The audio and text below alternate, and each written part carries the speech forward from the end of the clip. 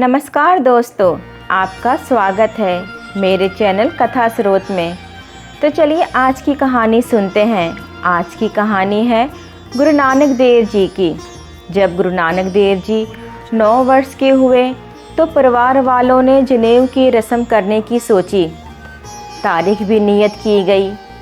पिता मेहता कालू जी ने सभी साक संबंधियों और जान पहचान वाले को न्योता भेजा और नियत की गई तारीख को मेहमानों का आना शुरू हो गया।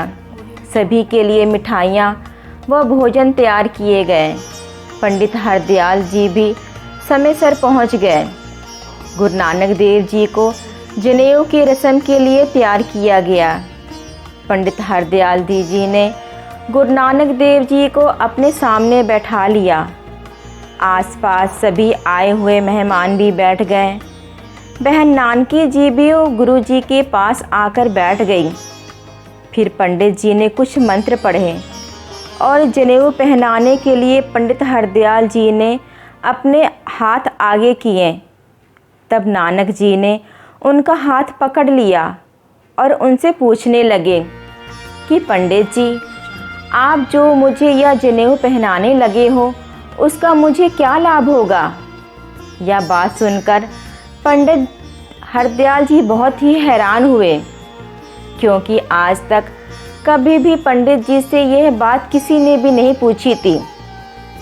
तो पंडित जी शास्त्रों के अनुसार जनेऊ के लाभ की विशेषता बताने लगे कि यह एक धागा ही नहीं बल्कि पवित्र जनेऊ है। यह ऊंचे जातियों के हिंदुओं की निशानी होती है। इसके बिना व्यक्ति शूद्र के समान है।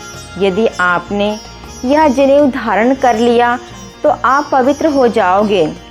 यह जनेऊ आपके संसार में सहायता करेगा। पंडित जी ने बताया कि यह रस्म हमारे पूर्वजों से ही चली आ रही है। जब तक ऊंची जाति का व्यक्ति जनेऊ नहीं पहनता तब तक वह नीची जाति का ही गिना जाता है।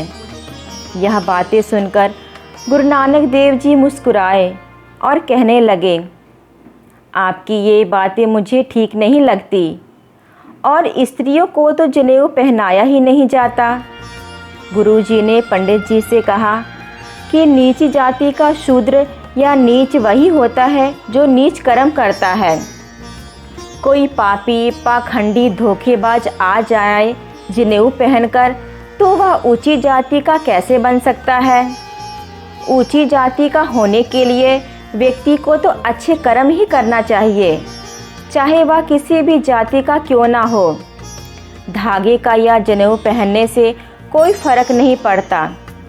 यह सूत का धागा तो है, कुछ ही दिनों में मैला हो जाएगा और फिर गल के टूट जाएगा। जब इंसान इस दुनिया को छोड़कर चला जाएगा तो ये धागा यहीं रह जाएगा। साथ तो इंसान के अच्छे या कर्म ही जाते हैं। मुझे तो ऐसा जनेऊ पहनाओ जो परलोक में भी मेरे साथ जाए। तो पंडित जी कहने लगे, तो ऐसा जनेऊ के बारे में अब तो आप ही बताओ कि वो कैसा होता है।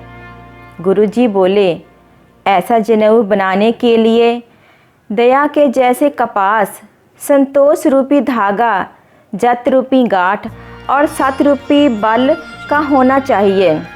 ऐसे गुणों वाला इंसान जब अच्छे कर्म करता है तो सभी का भला करता है और नेक कमाई करता है, तो वह नीची जाति का होते हुए भी ऊंची जाति का हो जाता है।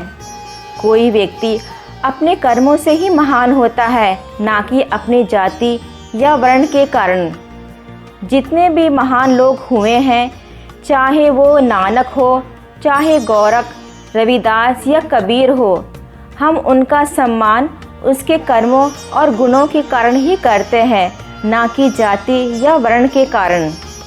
इसलिए मनुष्य को सभी भ्रम छोड़कर सारा ध्यान सद्गुणों को ग्रहण करने और सद्कर्म करने में लगाना चाहिए, क्योंकि प्रभु के दरबार में इसी का मोल है। तो दोस्तों, आज की कहानी आपको कैसी लगी कमेंट बॉक्स में लिख के ज़रूर बताइएगा। और अभी तक आपने मेरे चैनल को सब्सक्राइब नहीं किया है तो ज़रूर कर लें और वीडियो को लाइक और शेयर करना ना भूलें।